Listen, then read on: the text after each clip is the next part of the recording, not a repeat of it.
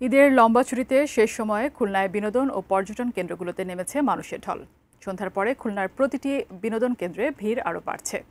চরেরহাটে আছেন খুলনা বিভাগীয় প্রতিনিধি মোহাম্মদ অসীম, সরাসরি যুক্ত হচ্ছি তার সাথে।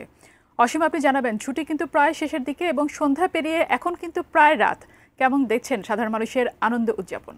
ফাইজা, দেখুন, ঈদের সপ্তম দিন এবং কিন্তু রাত 9:30। তবে এখনো পর্যন্ত খুলনার যে বিনোদন কেন্দ্রগুলো রয়েছেন সেই বিনোদন কেন্দ্রগুলিতে মানুষের ঢল কিন্তু এখনো কমেনি। অর্থাৎ ঈদের ছুটি শেষ হয়ে যাচ্ছে, অর্থাৎ আগামীকালে এই ঈদের ছুটি শেষ, রবিবার থেকে অফিস শুরু হবে। এর আগে কিন্তু যারা বিনোদন প্রেমীরা রয়েছেন তারা কিন্তু খুলনার যে ঐতিহাসিক স্থানগুলো রয়েছেন এবং যা বিনোদন কেন্দ্রগুলো রয়েছেন সেখানে কিন্তু ভিড় করছেন এবং পরিবার পরিজন, বন্ধু বান্ধব, আত্মীয় স্বজন নিয়ে কিন্তু একেবারে শেষ সময় আসছেন তারা আনন্দ উপভোগ করার জন্য। তারা বলছেন যে ঈদের যে লম্বা ছুটি, সেই লম্বা ছুটি কিন্তু শেষ হয়ে যাবে, সে কারণে তারা শেষ সময়ে এই পরিবার পরিজনকে নিয়ে একটু আনন্দ উপভোগ করছেন।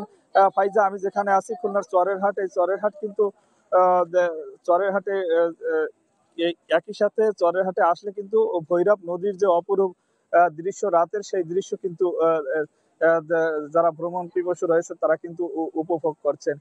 একই সাথে আপনাকে জানিয়ে রাখি, খুলনার যে অন্যান্য ঐতিহাসিক স্থানগুলো রয়েছেন, বিশেষ করে Rupsa bridge, Prashanti cafe, Sheikh Russel eco park এবং 7 নম্বর ঘাট সহ যে সমস্ত ঐতিহাসিক স্থানগুলো রয়েছে সবগুলোতে কিন্তু এখনো পর্যন্ত ভিড় রয়েছে।